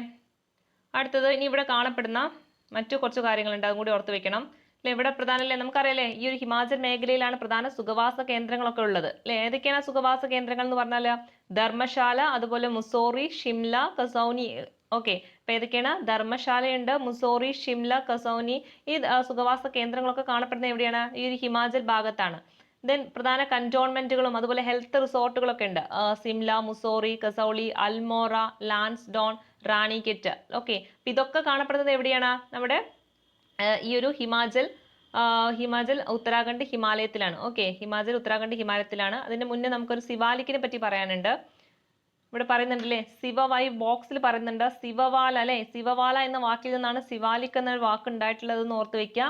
പിന്നെ ഇവിടെ വേറെ ഡെറാഡൂണിനെ കുറിച്ചിട്ട് പറയുന്നുണ്ട് അല്ലെ. ഡെറാഡൂൺ നമ്മുടെ സർവേ ഓഫ് ഇന്ത്യയുടെ ആസ്ഥാനമാണ് എന്ത്? ഡെറാഡൂൺ എന്ന് പറയുന്നത്. ഇവിടെ ഒരു ബോക്സിൽ കൊടുത്തിട്ടുള്ള കാര്യമാണ്. അപ്പൊ അതും കൂടി എന്ത് ചെയ്യുക, നിങ്ങൾ ഓർത്ത് വെക്കുക. ഓക്കെ, പിന്നില്ലേ നമ്മളിപ്പോ പറഞ്ഞു സുഖവാസ കേന്ദ്രങ്ങളെ കുറിച്ച് പറഞ്ഞു, അതുപോലെ കുറച്ച് കന്റോൺമെന്റുകളെ കുറിച്ചിട്ടൊക്കെ പറഞ്ഞു അല്ലേ. ഇതൊക്കെ കാണപ്പെടുന്നത് എവിടെയാണ്? ഈ ഒരു ഹിമാചൽ പ്രദേശത്താണ്. ദെൻ ഇവിടെയും കുറച്ച് ഡൂണുകൾ ഉണ്ട്. അപ്പൊ അതും കൂടി പഠിച്ചു വെച്ചേക്കണം. ഈ പ്രദേശത്ത് കാണപ്പെടുന്ന കുറച്ച് ഡൂണുകളാണ് ഏതൊക്കെ? ചണ്ഡീഗഡ് കൽക്ക ഡൂണ്, നാലാഗഡ് ഡൂണ്, അതുപോലെ ഡെറാഡൂണ്, ഹരിക്കെ ഡൂണ്, അതുപോലെ കോട്ട ഡൂണ്. ഓക്കെ, ഏതൊക്കെയാണ് ഡൂണുകൾ? ചണ്ഡീഗഡ് കൽക്ക ഡൂണ്, നാലാഗഡ് ഡൂണ്, ഡെറാഡൂണ്, ഹരിക്കെ ഡൂണ്, കോട്ട ഡൂണ്. ഓക്കെ, ഇതിൽ ഏറ്റവും വലിയ ഡൂൺ ഏതാണ്? നമുക്കറിയില്ലേ, ഡെറാഡൂൺ ആണ് അല്ലെ. അപ്പൊ ഏറ്റവും വലിയ ഡൂൺ എന്ന് പറയുന്നത് ഏതാണ്? ഡെറാഡൂൺ ആണ്. ഇതിന് ഏകദേശം എത്രയുണ്ടാ? 35 മുതൽ 45 കിലോമീറ്റർ വരെ നീളവും 22 മുതൽ 25 കിലോമീറ്റർ വരെ എന്തുണ്ട്? വീതിയുമുണ്ട്. ഓക്കെ, അപ്പൊ അതും കൂടി ഒന്ന് ഓർത്ത് വെച്ചേക്കാം. ഇവിടുത്തെ പ്രധാന ഡൂണുകൾ ഏതെല്ലാമാണെന്നും ഓർത്ത് വെച്ചേക്കട്ടോ. പിന്നെ ഇവിടെ കാണപ്പെടുന്ന ഒരു ഗോത്രവർഗ്ഗക്കാരാണ് ഇത് ബോട്ടിയ എന്ന് പറയുന്നത്. വളരെ ഇമ്പോർട്ടന്റ് ആണ്, ചോദിക്കാം. ഓക്കെ, അപ്പൊ ഇവിടെ അല്ലെ നമ്മുടെ ഹിമാചലിലൊക്കെ കാണപ്പെടുന്ന ഒരു പ്രധാന അല്ലെ ഹിമാചൽ ഉത്തരാഖണ്ഡ് ഹിമാലയത്തിൽ കാണപ്പെടുന്ന ഒരു ഗോത്ര വിഭാഗം ഏതാണെന്ന് ചോദിച്ചാൽ ഏതാണ്? ബോട്ടിയ ആണ്. ഓക്കെ, എന്താണ്? ബോട്ടിയ എന്നാണ് ആ ഒരു ഗോത്ര വിഭാഗത്തിന്റെ പേര് അല്ലെ. ഇവര് പല സമയത്തിലെ വേനൽ മാസങ്ങളിലൊക്കെ താമസിക്കുന്ന ഒരു പുൽമേടുകളുണ്ട്, അതാണ് ബഗ്യാലുകൾ എന്ന് പറയുന്നത്. അപ്പൊ ഈ ഒരു ഭാഗവും ചോദിച്ചിട്ടുണ്ട്, ബഗ്യാലുകളെ കുറിച്ചിട്ട് എന്താന്ന് ചോദിച്ചിട്ടുണ്ട്. എന്താണ്? ഇതൊരു പുൽമേടാണ്. ഓക്കെ, അപ്പൊ ബഗ്യാലുകളിലാണ് ഇവ ഈ ഗോത്രവർഗം ആയ ബോട്ടിയ താമസിക്കുന്നത്. അപ്പൊ എവിടെയാണ് എന്താ ബഗ്യാൽ എന്ന് പറഞ്ഞാൽ എന്താണ്? പുൽമേടുകളാണ്. ഓക്കെ, പിന്നല്ലേ ഈ ഒരു ഹിമാചൽ ഉത്തരാഖണ്ഡ് ഹിമാലയത്തിൽ കാണപ്പെടുന്നതാണ് നമ്മുടെ വാലി ഓഫ് ഫ്ലവേഴ്സ് എന്ന് പറയുന്നത്. ഓക്കെ, അതായത് നമ്മുടെ പൂക്കളുടെ താഴ്വര എന്നൊക്കെ കാണപ്പെടുന്നത് എവിടെയെന്ന് ചോദിച്ചാൽ എവിടെയാണ്? ഈ ഒരു ഹിമാചൽ ഉത്തരാഖണ്ഡ് ഹിമാലയത്തിലാണ്. അതുപോലെ തന്നെ നമ്മുടെ ഗംഗോത്രി, യമുനോത്രി, കേദാർനാഥ്, ബദ്രിനാഥ്, ഹേമകുണ്ട് സാഹിബ് അല്ലെ തുടങ്ങിയ തീർത്ഥാടന കേന്ദ്രങ്ങളൊക്കെ കാണപ്പെടുന്നു ഈ ഒരു മേഖലയിലാണ്. ഓക്കെ, അപ്പൊ ഒക്കെ ചോദിക്കാം. ഏതാണ്? ഗംഗോത്രി, യമുനോത്രി, കേദാർനാഥ്, ബദ്രിനാഥ്, ഹേമകുണ്ട് സാഹിബ് അല്ലെ. ഇതൊക്കെ സ്ഥിതി ചെയ്യുന്നത് എവിടെയാണ്? ഈ ഒരു ഹിമാചൽ പ്രദേശങ്ങളിലാണ്. ക്ലിയർ അല്ലേ? അതുപോലെ തന്നെ അല്ലേ പഞ്ചപ്രയാഗങ്ങളുടെ പേരിൽ അറിയപ്പെടുന്നതും ഈ ഒരു മേഖലയാണ് കേട്ടോ. അപ്പൊ പഞ്ചപ്രയാഗങ്ങളുടെ പേരിൽ അറിയപ്പെടുന്ന മേഖല ചോദിച്ചത് ഏതാണ്? ഈ ഒരു മേഖലയാണ്. ക്ലിയർ അല്ലേ? അപ്പൊ എന്തൊക്കെ കാര്യങ്ങൾ പഠിച്ചു ഈ ഒരു മേഖലയിൽ അല്ലെ? നമ്മുടെ ഹിമാചൽ ഉത്തരാഖണ്ഡ് മേഖലയിൽ പഠിച്ച കാര്യങ്ങൾ എന്തൊക്കെയാണ്? ഒന്ന് നമ്മൾ പറഞ്ഞില്ലേ, ഇതിന്റെ സ്ഥാനം എവിടെയാണ്? രവി നദിക്കും അതുപോലെ കാളി നദിക്കും ഇടയിലാണ് അല്ലെ. രവി നദിക്കും കാളി നദിയും ഇടയിലാണ്. ഇതിലൂടെ ഒഴുകുന്ന നദികൾ ഏതൊക്കെയാന്ന് പഠിച്ചില്ലേ? ഏതൊക്കെയാണ്? നമ്മുടെ സിന്ധുവിന്റെ അല്ലെ പോഷക നദികളായ രവി, ബിയാസ്, സത്ലജ്, അതുപോലെ തന്നെ ഗംഗയുടെ പോഷക നദിയായ യമുന, ഗാഗ്ര, ഇതൊക്കെ ഇതിലൂടെ ഒഴുകുന്ന നദികൾ എന്ന് പറയുന്നത്. ദെൻ അടുത്തത് നമ്മൾ പറഞ്ഞു സിവവാലയെ കുറിച്ച് പറഞ്ഞു അല്ലേ. അതായത് ശിവാലിക്കിന്റെ യഥാർത്ഥ പേരിലെ സിവവാല എന്ന വാക്കിൽ നിന്നാണ് ഉണ്ടായതെന്ന് പറഞ്ഞു. പിന്നെ ഡെറാഡൂണിനെ കുറിച്ച് പറഞ്ഞില്ലേ. സർവേ ഓഫ് ഇന്ത്യയുടെ ആസ്ഥാനം എന്ന് പറയുന്നത് ഡെറാഡൂൺ ആണ്. ഓക്കെ. പിന്നെ ഈ ഒരു മേഖലയിലെ പ്രധാന സുഖവാസ കേന്ദ്രങ്ങളൊക്കെ സ്ഥിതി ചെയ്യുന്നത് ഈ ഒരു മേഖലയിലാണ്. പ്രധാനപ്പെട്ടവ ഏതൊക്കെയാണ്? ധർമ്മശാലയുണ്ട്, മുസോറി, ഷിംല, കസൗനി ഒക്കെ ഉണ്ട് അല്ലെ. പിന്നെ പ്രധാനപ്പെട്ട കന്റോൺമെന്റുകൾ ഉണ്ട്, സിംല, മുസോറി, കസൗളി, അൽമോറ, ലാൻസ്ഡോൺ, റാണിക്കറ്റ് ഒക്കെ. അതൊക്കെ നിങ്ങൾ എന്ത് ചെയ്യണം? പഠിച്ചു വെച്ചേക്കണം, ചോദിക്കാം. ദെൻ പ്രധാനപ്പെട്ട ഡൂണുകൾ, ഇവിടെ കാണപ്പെടുന്ന ഡൂണുകൾ ഏതൊക്കെയാണ്? ചണ്ഡീഗഡ്, കൽക്ക ഡൂണ്, നാലഗഡ് ഡൂണ്, ഡെറാഡൂണ്, ഹരിക്കെ ഡൂണ്, കോട്ട ഡൂൺ ഒക്കെയാണ്. ഇതിൽ ഏറ്റവും വലുതാണ് ഇത് ഡെറാഡൂൺ എന്ന് പറയുന്നത്. അതിൻ്റെ നീളം നമ്മൾ പറഞ്ഞില്ലേ, ഏകദേശം എത്രയുണ്ട്? 35 മുതൽ 45 കിലോമീറ്റർ നീളവും അതുപോലെ 22 കിലോമീറ്റർ മുതൽ 25 കിലോമീറ്റർ വീതിയുമുണ്ട്. പിന്നെ ഇവിടുത്തെ കാണപ്പെടുന്ന ഒരു ഗോത്രവർഗ്ഗമാണ് ഇത് ബോട്ടിയ എന്ന് പറഞ്ഞു. പിന്നെ ഇവിടുത്തെ പുൽമേടിലെ ഈ പുൽമേടിലാണ് ഈ ഒരു ബോട്ടിയ ഗോത്രവർഗ്ഗക്കാരൊക്കെ താമസിക്കാറ്. അവരുടെ വേനൽ മാസങ്ങളിൽ. ആ ബഗ്യാൽ എന്ന് പറഞ്ഞാൽ എന്താണ്? പുൽമേടുകളാണ്, അതുകൊണ്ട് മനസ്സിലാക്കുക. പിന്നെ പൂക്കളുടെ താഴ്വര അല്ലെ, അതായത് വാലി ഓഫ് ഫ്ലവേഴ്സ് ഒക്കെ അറിയപ്പെടുന്നത് എവിടെയാണ്? ഈ ഒരു ഭാഗത്താണ്. അതുപോലെ ഇവിടുത്തെ പ്രധാന തീർത്ഥാടന കേന്ദ്രങ്ങളാണ് ഏതൊക്കെ? ഗംഗോത്രി, യമുനോത്രി, കേദാർനാഥ്, ബദ്രിനാഥ്, ഹേമാകുണ്ട് സാഹിബ് ഒക്കെ. ഓക്കെ. അതുപോലെ തന്നെ പഞ്ചപ്രയാഗങ്ങളുടെ പേരിൽ അറിയപ്പെടുന്നതും ഈ ഒരു മേഖലയാണ്. ക്ലിയർ അല്ലേ? അപ്പൊ ഇത്രയും ഭാഗങ്ങൾ എന്ത് ചെയ്യാം? പഠിച്ചു വെച്ചേക്കാം. ഓക്കെ. നമുക്ക് എന്ത് ചെയ്യാം? അടുത്ത ഭാഗം നമുക്ക് എന്ത് ചെയ്യാം? അടുത്തൊരു ക്ലാസ് എടുക്കാം. അത്യാവശ്യം എന്താണ് പഠിക്കാൻ കുറച്ചൊരു കടുകട്ടിയുള്ള ഭാഗങ്ങളാണ്. അപ്പം നിങ്ങൾ എന്ത് ചെയ്യുക? കുറച്ച് ഭാഗങ്ങൾ പഠിച്ചു പോവുക. ഓക്കെ. നന്നായിട്ട് പഠിക്കട്ടോ. ദെൻ അടുത്തൊരു ക്ലാസ്സുമായിട്ട് കാണുന്നവരെ താങ്ക് യു.